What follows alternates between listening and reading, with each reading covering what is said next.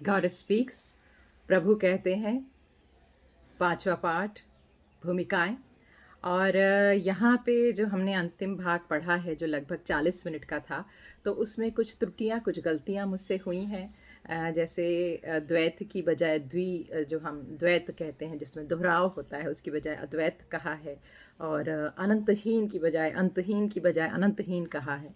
तो मैं कुछ अंग्रेज़ी शब्द, जो इंग्लिश के शब्द हैं, जो कई बार दोहराए गए हैं इस पूरे लिंक्स में, और इस पूरे जो हम गॉड स्पीक्स का अंग्रेज़ी से हिंदी में, सरल हिंदी में पाठ कर रहे हैं, तो उन शब्दों को मैं फिर से दोहराना चाहती हूँ ताकि मेहर बाबा के किसी भी कथन को हम सही रूप में ही समझें। इसमें एक जगह जो है, पहला तो है गॉड इन बियॉन्ड बियॉन्ड स्टेट, जो सबसे महत्वपूर्ण भाग है, जहाँ से सारी ये आत्मा की यात्रा की शुरुआत से भी पहले की जो स्थिति है।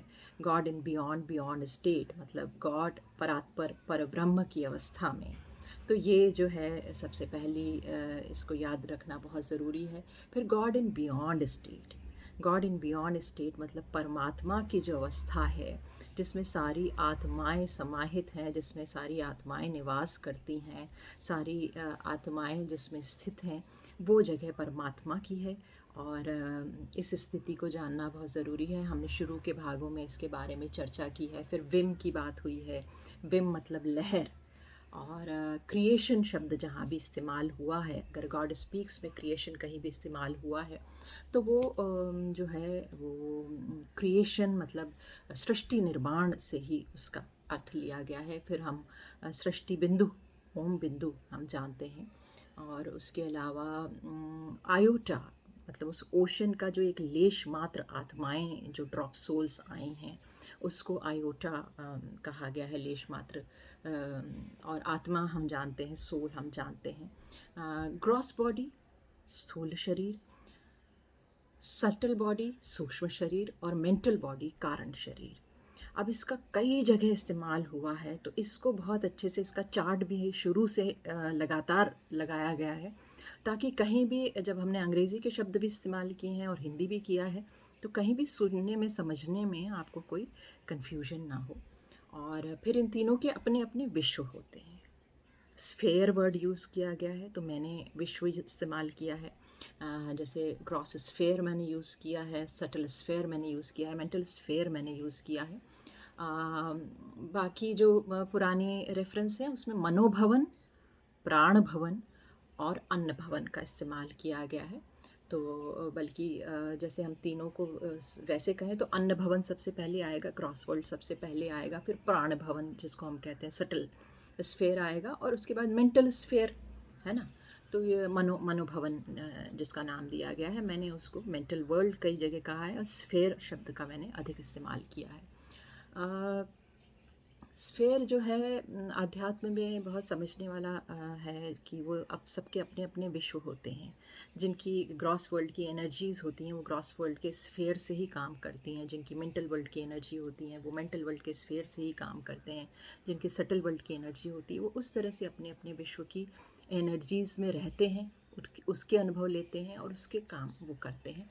तो इसलिए स्फेयर शब्द का इस्तेमाल किया है। और इन्फिनिट असीमित, फिनिट सीमित, कॉन्शियसनेस, जो कॉन्शियसनेस की हम पूरे समय बात कर रहे हैं, चेतना या चैतन्य की जो हम बात कर रहे हैं, वो है। फिर फैदमलेस, अगाध, अगाध शब्द जो है, जो प्रभु के लिए इस्तेमाल होता है। फिर एवोल्यूशन और इन्वोल्यूशन, इस शब्द के बगैर हमारी यात्रा आगे बढ़ ही नहीं सकती। तो एवोल्यूशन जो है वो क्रमगत विकास की जो यात्रा है। तो क्रमगत विकास जो है वो बार बार कहना या उसको समझना मुश्किल होता है, इसलिए बाह्यमुखी शब्द का मैंने इस्तेमाल किया है। जब हम बाहर की ही देखते रहते हैं, बाहर की ही दुनिया के हिसाब से, स्थूल शब्द शरीर के हिसाब से ही काम करते रहते हैं, सोचते भी बाहर की ही बातें हैं, तो वो सारी जो है वो इन्वोल्यूशन प्रोसेस का जो है कहीं ना कहीं हिस्सा हो जाता है।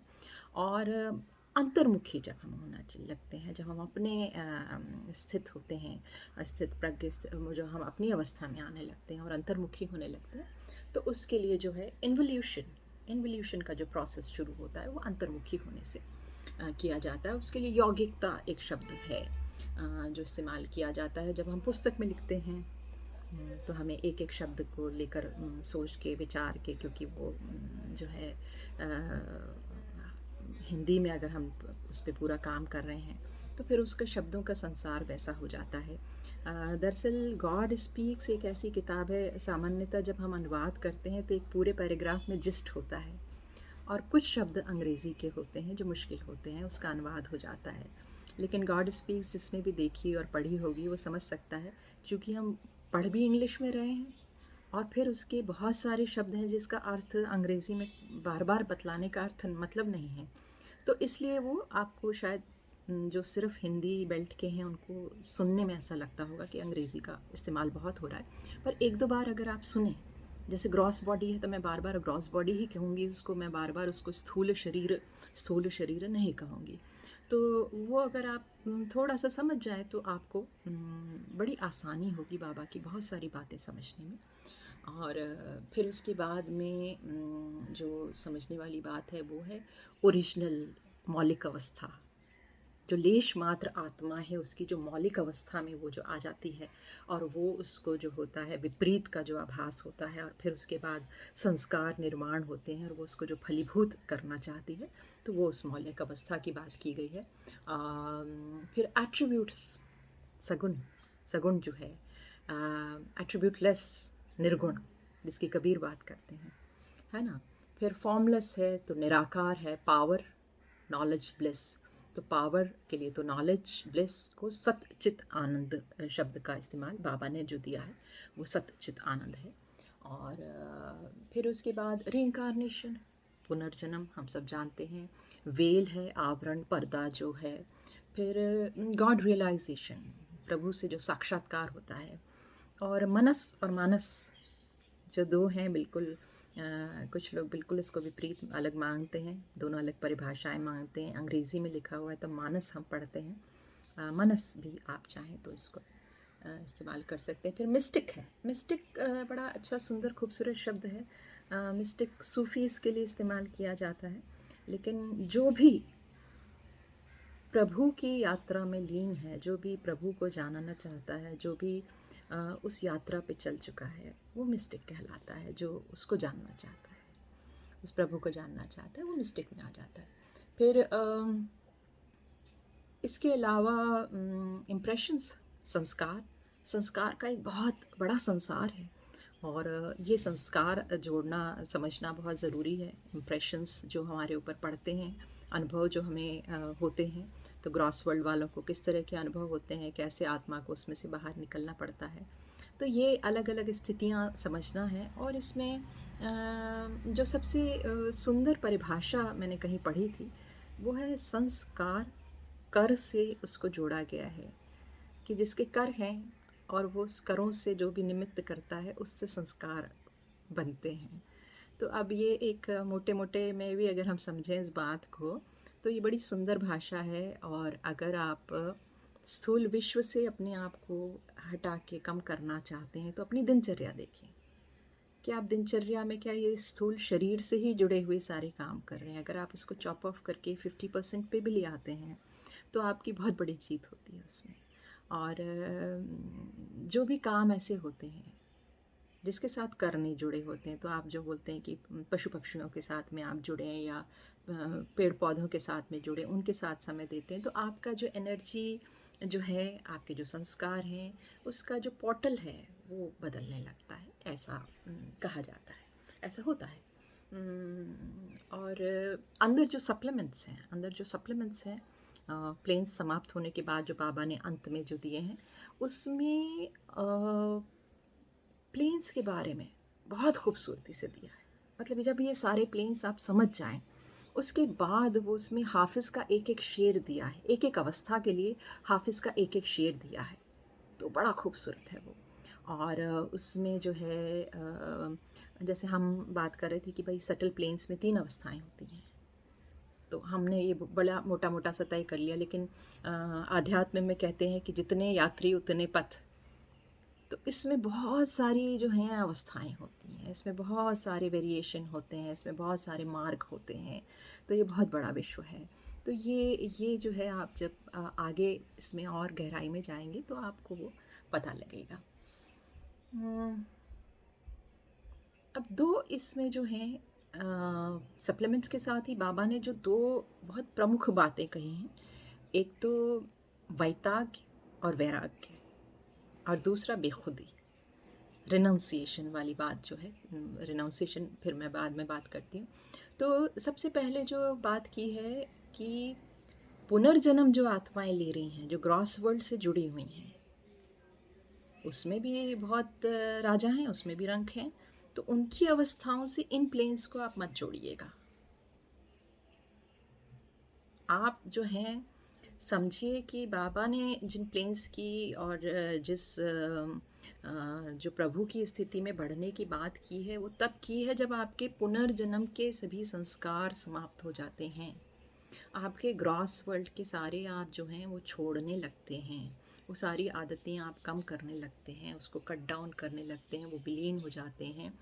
तो एक समय ऐसा आता है जब बार बार वही रूप, वही काम करते हुए, वही अवस्थाओं में रहते हुए आत्मा थक जाती है, और वो फिर एक ऐसी स्थिति पे कोहम सोहम वाली जो हम स्थितियों पे जाते हैं, अहम ब्रह्मास्मि वाली स्थिति पे जाते, तो वहाँ जाके कि हु एम आई, मैं कौन हूँ, वो प्रश्न जहाँ अंदर से आत्मा के उठता है कि मैं ये क्या कर रही हूँ, मैं ये क्या कर रहा हूँ, और वहाँ जाके वो धीरे धीरे धीरे धीरे ग्रॉस वर्ल्ड, वो जो है उसके संस्कार डिज़ोल्व होने लगते हैं, क्योंकि उससे उसका भान चला जाता है, उसमें किसी में भी उसका मन नहीं रहता, और फिर एक प्लेटफॉर्म जैसा तैयार होता है।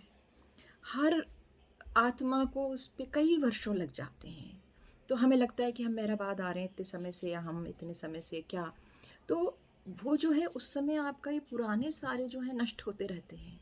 सद्गुरु काम करते रहते हैं, आपको स्वयं काम करना पड़ता है, और एक धरातल तैयार होता है आपकी प्लेन्स की जो यात्राएं मेहर बाबा ने बताई हैं, और उस प्लेन से आगे डिवाइन स्टेट्स ऑफ कॉन्शियसनेस जो बताया है, और फिर परात्पर पर ब्रह्म तक, परमात्मा तक की जो स्थितियाँ हमारी हैं वो बताई गई हैं।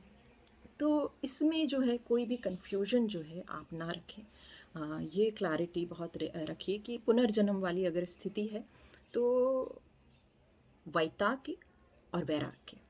तो वैताग्य वाली स्थिति में ये होता है कि एक खिन्नता आ जाती है जीवन से, एक आप खिन्न हो जाते हैं जीवन से, आप जो है डिस्गस्ट वाला शब्द इस्तेमाल किया है बाबा ने कहीं, तो आप डिस्गस्ट हो जाते हैं और आप जो है सब चीज़ें छोड़ना चाहते हैं, क्योंकि उस समय कोई परिस्थिति ऐसी है जो आपके अनुकूल नहीं है। तो 7 वर्ष का, 12 वर्ष का, 20 वर्ष का लोगों के जीवन में वो एक वैताग्य आता है, किसी भी स्थिति से हो सकता है आपके जीवन की, तो उस वैताग्य में वो वैराग्य नहीं है, उसमें मन कोश पूरा खुला रहता है आपका, और आप जो है जैसे ही आपको स्थितियां अनुकूल हुई कि आप कहते हैं अब बाबा ने सब ठीक कर दिया, अब तो हम चले, तो वो वैताग्य की स्थिति होती है, वो वैराग्य की स्थिति नहीं है, वो रिनंसिएशन की स्थिति नहीं है। तो अब चूँकि अवतारिक टाइम है, तो आप इसको समझ के उस स्थिति को स्वयं पैदा कर सकते हैं, आप स्वयं उसको समझ के आगे बढ़ सकते हैं। तो ये सारे शब्द और समझना बहुत ज़रूरी है, and this is a guideline, क्योंकि आध्यात्म में कुछ भी बिल्कुल बाबा ने कहा है तो वो 16 आने जो है, लेकिन उसके बावजूद भी उसमें निरंतर बदलाव होते रहते हैं। तो अवतारहुड का जो मैनिफेस्टेशन टाइम है, इसमें बहुत सारी चीज़ें बदलेंगी, लेकिन जो गाइडलाइन है, जो मूल है, वो यही है। तो इसको जो है प्लेन्स जो है, हमारा जो भाग है वो यहीं पूरा हो रहा है, और मेहर बाबा का बहुत धन्यवाद इसके लिए। और अब हम अगले चरण पे, अगले पार्ट पे पढ़ेंगे अगले सप्ताह बाबा के जन्मदिन पे। बहुत धन्यवाद।